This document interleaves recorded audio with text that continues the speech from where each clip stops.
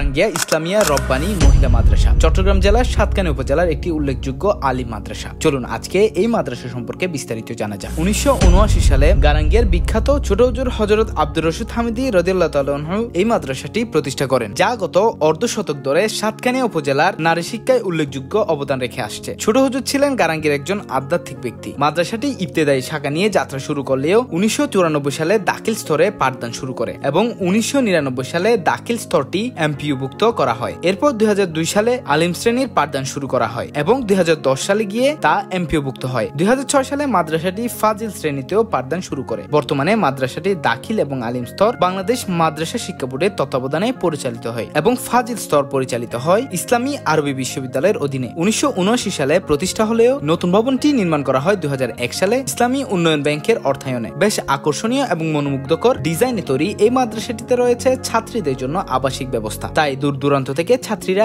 এখানে অবস্থান করে পড়ালেখা চালিয়ে যেতে পারে। এক কথায় বলা যায় লোহাগাড়া সাতকানিয়ার মেয়েদের জন্য বেস্ট অপরচুনিটি এই গারাঙ্গিয়া ইসলামিয়া রব্বানী মহিলা মাদ্রাসা। আপনারা কে কে এই মাদ্রাসায় পড়েছেন বা পড়তে ইচ্ছুক অবশ্যই কমেন্টে লিখে জানান। ভবিষ্যতে কোন স্কুল বা কলেজ নিয়ে ভিডিও দেখতে চান লিখে জানাতে ভুলবেন না। আশা করি আপনাদের ভিডিওটা ভালো লেগেছে। দেখা হচ্ছে নতুন কোনো ভিডিওতে। ততক্ষণ পর্যন্ত সবাই ভালো থাকুন, সুস্থ থাকুন। আল্লাহ হাফেজ। চাইলে ফলো করে রাখতে পারেন যাতে নেক্সট আপডেট খুব সহজে পেয়ে যান। Bye bye.